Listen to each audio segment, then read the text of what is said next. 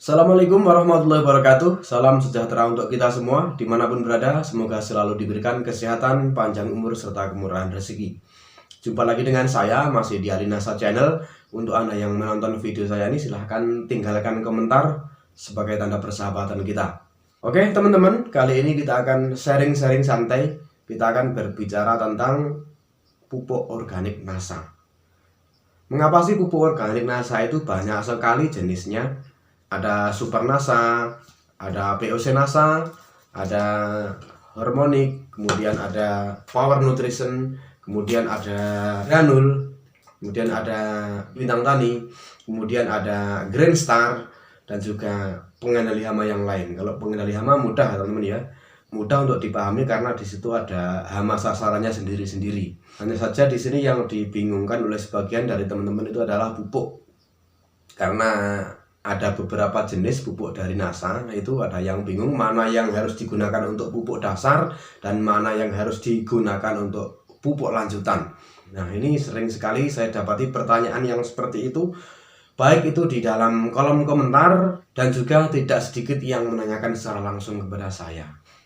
Ini saya akan bicara sesuai dengan pengalaman saya, sesuai dengan penemuan saya dan apa yang sudah saya lakukan. Jangan sampai teman-teman nanti setelah mendengarkan penjelasan dari saya terus kemudian fanatik dengan apa yang saya jelaskan, tidak lagi mau menerima penjelasan-penjelasan dari orang lain. Jangan teman-teman ya. Jadi ketika teman-teman mendapatkan penjelasan dari teman-teman yang lain, itu juga bisa digunakan juga, bisa kita padukan. Saya sendiri pun ketika saya mendapatkan penjelasan itu juga saya padukan dengan apa yang saya ketahui. Walaupun penjelasan itu saya dapatkan orang yang, mohon maaf, pengetahuan di bidang pupuknya di bawah saya, itu juga saya gunakan. Jadi kita padukan dengan apa yang sudah kita ketahui. Jadi untuk pemakaian pupuk organik NASA itu sesuai dengan mana yang paling mudah. Tidak harus juga pupuk Super NASA ini digunakan untuk pupuk dasar, dan juga tidak harus POC NASA ini digunakan untuk pupuk lanjutan. Nah, di sini ada beberapa varian pupuk. Kita bisa menggunakan mana yang paling mudah untuk kita gunakan. Misalkan Anda mempunyai tanaman jagung. Nah, di situ kalau kita menggunakan Super NASA ini kan repot. Ketika kita menggunakan untuk pupuk susulan, ya kita gunakan POC NASA. Nah, ketika Anda ingin menggunakan pupuk dasar, kemudian yang Anda punya hanya POC NASA. POC NASA ini juga bisa kita gunakan untuk pupuk dasar juga. Jadi tidak harus Super NASA ataupun granul yang bisa kita jadikan untuk pupuk dasar. Semuanya bisa, kecuali Power Nutrition. Kalau ini, karena Power Nutrition ini hanya khusus untuk buah, hanya tanaman yang berbuah, jadi ini tidak usah digunakan untuk pupuk dasar teman-teman ya. Kenapa semuanya bisa digunakan untuk pupuk dasar selain Power Nutrition tadi? Karena di dalam pupuk organik NASA itu rata-rata mempunyai kandungan yang sama. Jadi kandungannya semuanya hampir sama teman-teman ya. Hanya saja di situ perbedaannya, kalau Super NASA ini lebih fokusnya untuk pembenahan tanah ya, untuk pembenah tanah ketika tanahnya sudah tandus, tanahnya cepat kering apabila terkena sinar matahari, asamnya tinggi, kemudian tanahnya keras, dan lain-lain, itu kita menggunakan Super NASA. Namun apabila kita menggunakan POC NASA ini juga bisa, karena kandungan yang ada dalam POC NASA ini juga sama dengan yang ada pada Super NASA. Tapi walaupun Anda menggunakan POC NASA, asalkan pemakaiannya rutin dan sesuai dengan aturan pakai, itu pun juga akan bisa untuk mengatasi itu semua.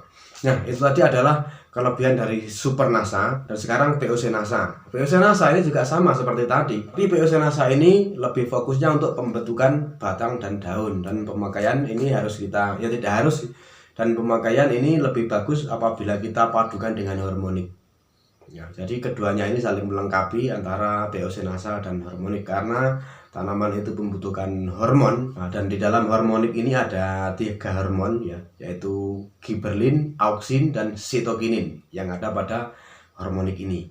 Jadi ketika ini kita padukan dengan pupuk POC NASA, ini akan bekerja dengan maksimal. Nah, kemudian untuk cara penggunaan POC NASA ini juga tidak harus kita semprotkan pada bagian daun. ini juga bisa kita kocorkan dengan takaran atau aplikasi yang sama.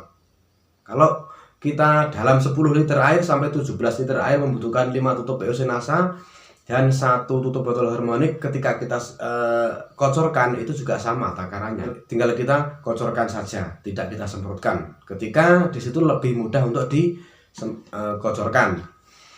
Begitu juga dengan Super NASA. Super NASA ini juga bisa kita semprotkan, namun penyemprotan ini saya sarankan untuk mengarah ke bagian akar. Tapi biasanya Super NASA ini ketika kita semprotkan ini akan menyumbat skep ya.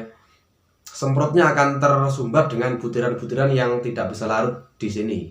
Nah, ini saya sangat menyarankan untuk dikocorkan saja, atau kita bisa menggunakan gembor untuk memakai Super NASA ini. Karena ini bentuknya akan padat, teman-teman ya. Bentuknya ini padat, kemudian tidak bisa larut semua. Butirannya tidak bisa larut semua. Jadi yang tidak larut itu akan menyumbat semprot yang kita gunakan.